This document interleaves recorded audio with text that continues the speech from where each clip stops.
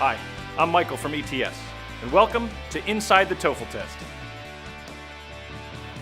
Today, we're going inside the speaking section, specifically questions 3 and 5, the integrated speaking questions about campus situations.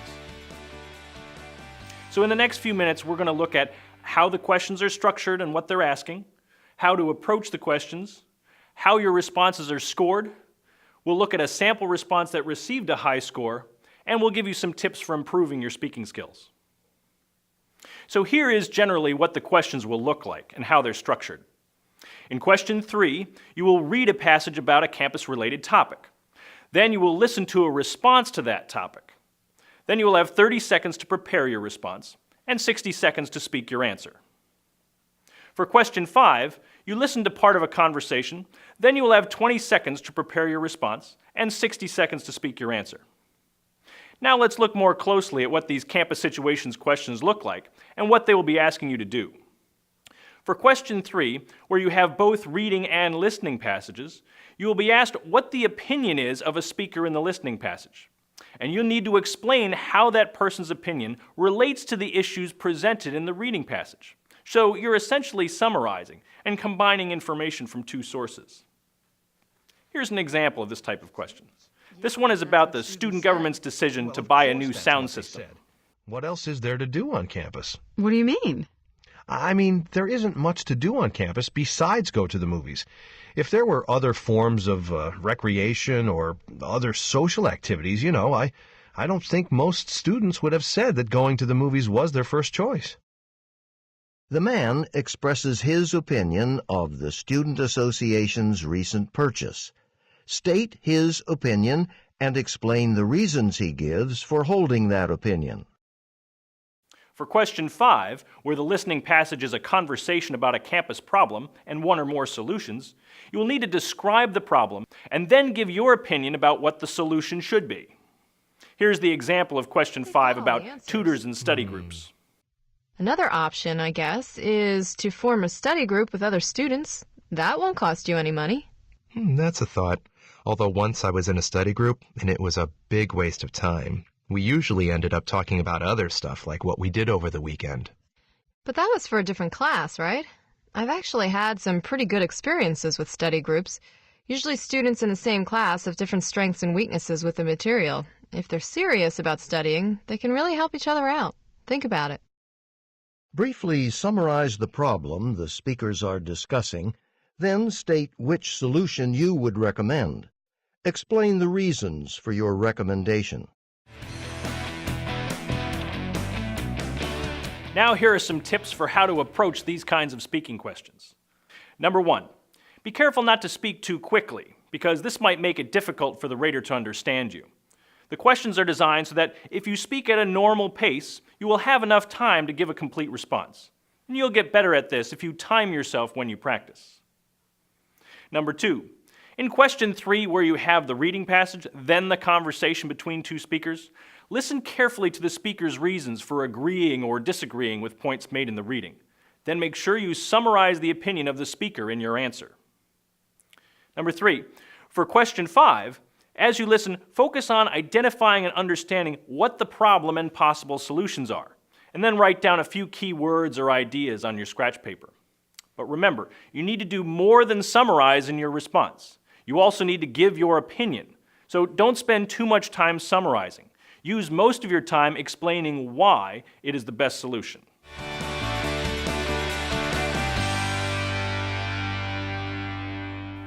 Before the test, make sure you understand what the raters are looking for and how the questions are scored. In the speaking section, all 6 responses are scored on a scale from 0 to 4. And they're scored holistically, which means that the raters listen for various features in your response and then give it an overall score. Although there are some variations depending on the question, raters will be looking for 3 main things. First, delivery. Your speech needs to be clear and fluid, with good pronunciation. The pace or speed of your speech should be natural, and you should have good-sounding intonation patterns. Second, language use. This is mainly how you use grammar and vocabulary to express your ideas. And third, topic development. This is mainly how fully you answer the question, how clearly you express your ideas, and how you can connect one idea to the next in a way that is easy to follow.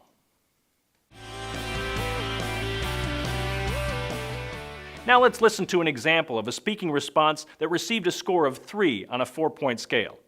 This one is responding to question 5 about tutors and study groups.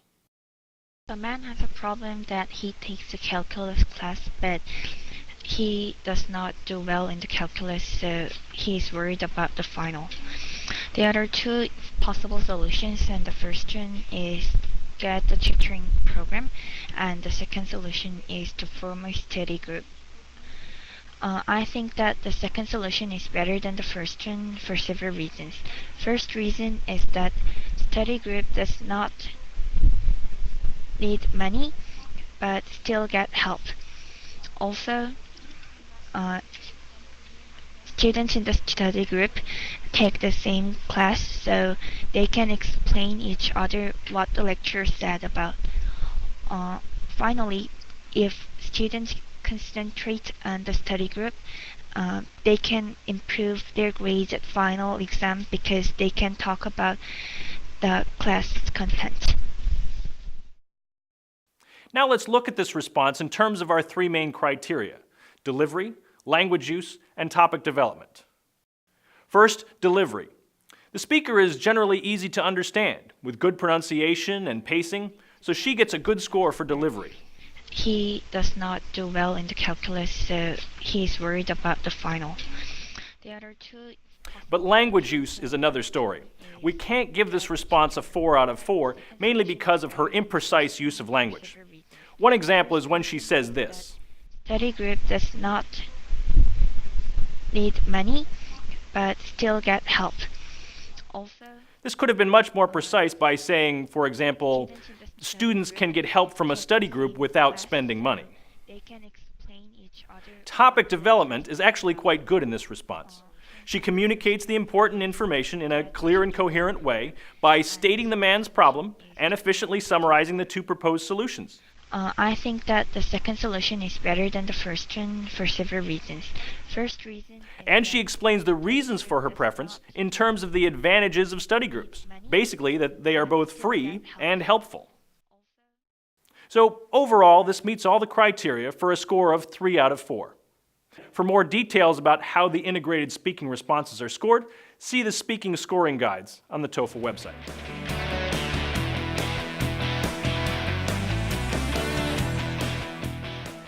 Now here are some activities that can help you build your skills for the integrated speaking tasks, especially numbers 3 and 5 about campus situations. 1. Find an online newspaper from an English-speaking university. This will be a good source of practice topics for questions 3 and 5. Look for topics like admissions, housing, student activities, registering for classes, school improvement plans, sports, and more. Then choose an article to discuss with your speaking partner or study group. 2. Record yourself when you practice and listen to how you speak.